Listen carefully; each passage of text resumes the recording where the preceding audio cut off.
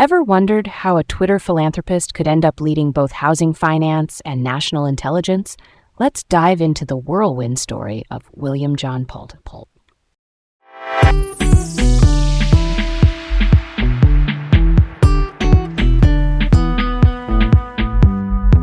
Hi, I'm Leah, feeling quite intrigued today. And I'm Garrett, excited to explore today's topic. Welcome to Laid Back Learning with Leah and Garrett. All right, let's set the stage for this one. The name on the board today is William John Pulte. Okay, so here's where we start. Back in college, I started a small photography business. Nothing fancy, just a couple of gigs to keep the lights on and, buy nicer coffee. It taught me a lot about pitching ideas, editing on the fly, and basically being a one-person production crew. When I read that Pulte started an aerial photography business at Northwestern, it clicked for me. That kind of early hands-on hustle builds a weirdly useful toolkit. You learn logistics, you learn how to talk to people, and you figure out that presentation matters. He parlayed that into bigger things like private equity and later public roles. Me, I didn't end up in high finance or federal agencies, but that entrepreneurial itch sticks with you. It's the same DNA of trying, adjusting, and telling a story that people want to follow. Let's open the book on this. First, quick definitions to keep us grounded. The FHFA is the Federal Housing Finance Agency. It's the regulator in charge of Fannie Mae and Freddie Mac, which are GSEs or government-sponsored enterprises that buy and guarantee home loans to keep mortgage money flowing. When Pulte became FHFA director in 2025, he effectively became the top watchdog over those housing giants. And within days, he named himself chairman of both Fannie and Freddie, which is unusual because a regulator typically supervises rather than directly chairs the boards. That's where a lot of the controversy starts. Pulte's path to that seat starts earlier. He studied broadcast journalism at Northwestern University. That's media training and storytelling 101. He also led the Pi Kappa Alpha chapter there, which is a fraternity leadership role, organizing, messaging, corralling personalities. After school, he interned at Huron Capital Partners and worked at Penske Capital Partners. Those are private equity environments where you learn deal-making and diligence. In 2011, he founded Pulte Capital. By 2014, reports said it had about 200 employees and revenue in the millions, and he landed on Forbes 30 Under 30. Layer on top that he's the grandson of William J. Pulte, who founded Pulte Group, one of the biggest U.S. homebuilders. So he had both the family connection and his own ventures building momentum. Here's where it gets really interesting. In 2013, he launched the Detroit Blight Authority, a nonprofit aimed at removing abandoned homes and trash. Think rapid cleanups that left cleared lots behind. After Detroit's new mayor, Mike Duggan, took office in January 2014, the city asked the group to pause work. The reason was about coordination and control of how blight removal would be prioritized. He then pivoted to create the Blight Authority in 2015, operating in places like Pontiac, Michigan, and later St. Louis, at the request of Jack Dorsey, the Twitter co-founder and then CEO. Pontiac's mayor, Deirdre Waterman, even said in late 2018 the city was on track to be blight-free the next year. It's a snapshot of Pulte's style. Highly visible, fast-moving projects that draw praise, and also tough questions about long-term outcomes. Speaking of family ties, in 2016, Pulte Group had a leadership struggle. Richard Dugas Jr., who was the company's CEO, announced he would step down after pressure from Pulte's grandfather, from William John Pulte himself, and from investor Jim Grossfeld. Grossfeld is a significant investor with corporate governance clout.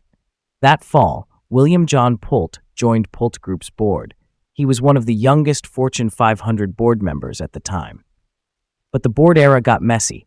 He reportedly blocked CEO Ryan Marshall's push to promote Brandon Jones, then a Michigan division president, to chief operating officer. Years later, in 2022, Pulte sued Jones alleging harassment on Twitter. So the corporate disputes didn't just fade, they spilled over into public legal fights. Alongside the boardroom drama, he built a high-profile online persona. He called himself the inventor of Twitter philanthropy, starting in 2019. The model was simple but potent. Run giveaways, amplify GoFundMe pages, and often asked people to follow him to participate.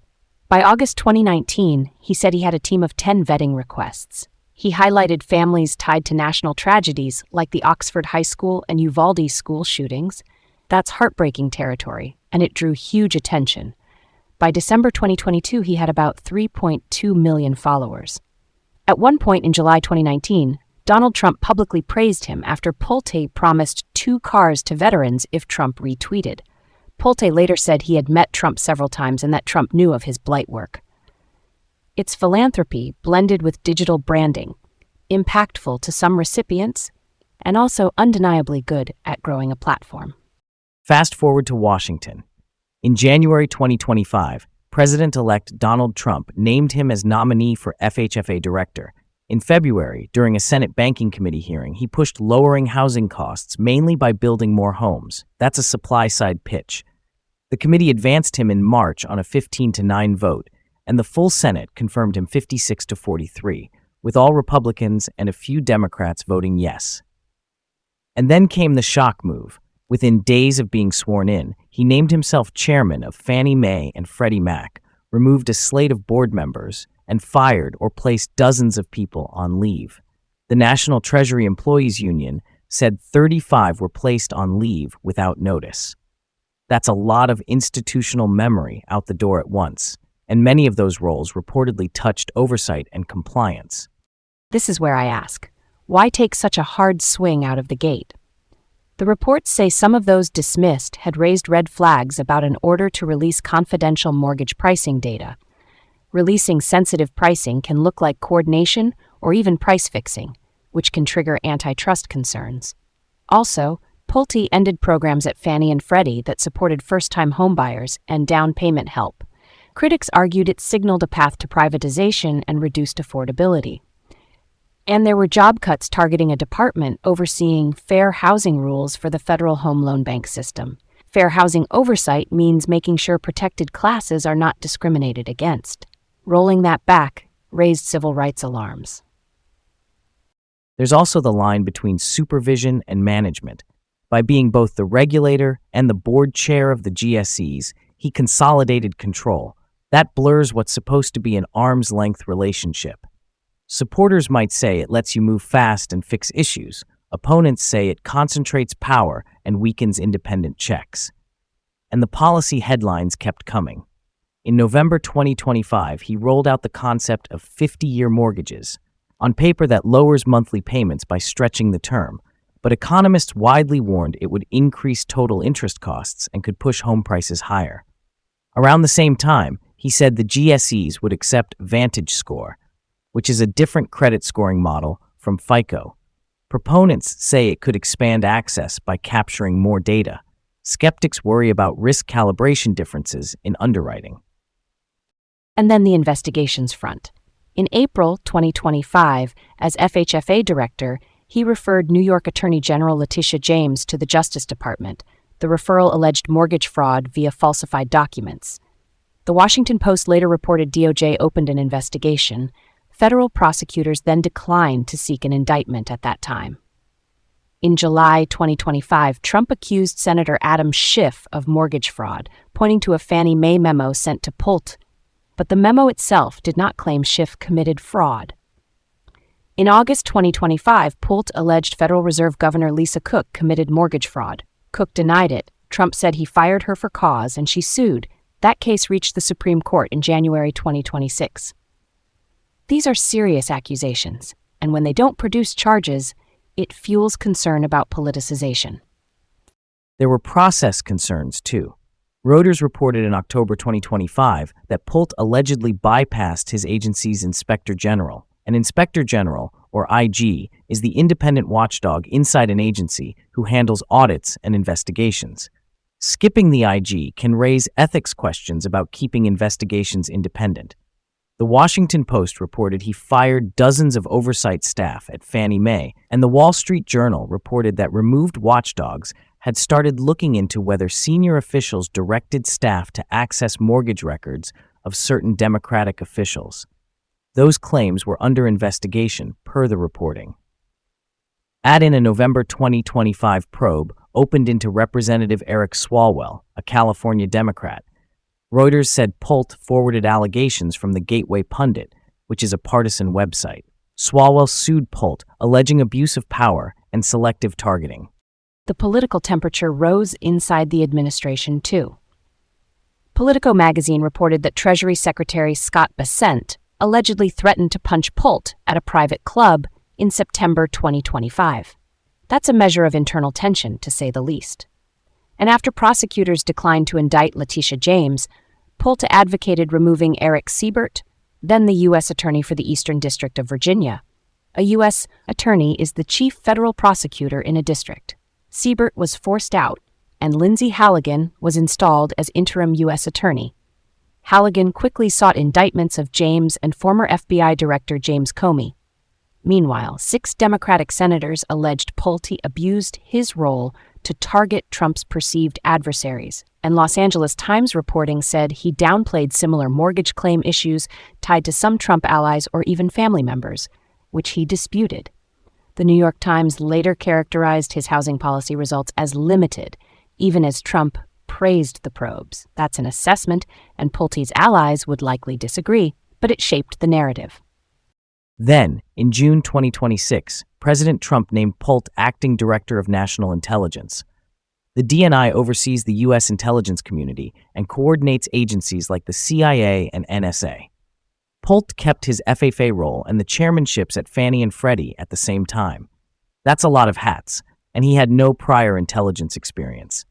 Semaphore reported the move was encouraged by Roger Stone and other MAGA figures who viewed Pulte as someone open to broad declassification. Declassification means making formerly secret material public. Some Republicans questioned his qualifications. Senate Majority Leader John Thune said, "We don't need a weaponized DNI. We need professionals." The appointment even complicated debates on extending the Foreign Intelligence Surveillance Act, or FISA, which is the law that governs certain intelligence-related surveillance. Let's unpack one controversial thread, the Letitia James referral. Pulte alleged she falsified documents to obtain favorable loans and assistance. DOJ reportedly opened an investigation, then declined to seek an indictment at that time. For me, the timing and targets raise questions. Why James, and why then? She has pursued high-profile cases involving Trump. That history makes the referral look political, even if the paperwork warranted a look. When process norms are bent, like allegedly bypassing the Inspector General, it can erode trust in whether an investigation is about facts or about payback. I hear that, and I also think about consistency. If there's credible evidence of mortgage fraud, you want the system to take a look. Mortgage fraud is when someone lies or leaves out key facts on loan documents to get better terms or approval. The key is process. Use the IG, document the chain, avoid public accusations until there's something solid. If the FHFA head gets tips, even from messy sources, the duty is to verify, not amplify. But still, you can't ignore potential fraud, or you undermine integrity in the housing market. So yeah, politically loaded target, but if there's a legitimate basis, I can see why a referral would happen. Totally. Real talk, it comes down to evidence and even-handedness. If similar mortgage claim issues tied to allies don't trigger the same referrals, then it looks selective. Selective enforcement is a red flag in any justice system. Also, the public statements around Schiff and Lisa Cook complicate the picture. Schiff is a California senator known for his role on intelligence matters, and Cook is a Federal Reserve governor, which is supposed to be an independent central bank role. When high-profile names are floated publicly and the underlying documents don't support the claims, it's hard not to see a political through line. And I'd add a simple yardstick. If the process is clean, the referrals should either become charges based on evidence or close quietly. If they don't lead to charges and the rollout looked irregular, that's when credibility takes a hit. The tough part is, you want watchdogs to be aggressive against fraud, but you also need them to be boringly procedural. Aggressive plus procedural. That's the sweet spot. Switching gears just a little. Pop culture and platform.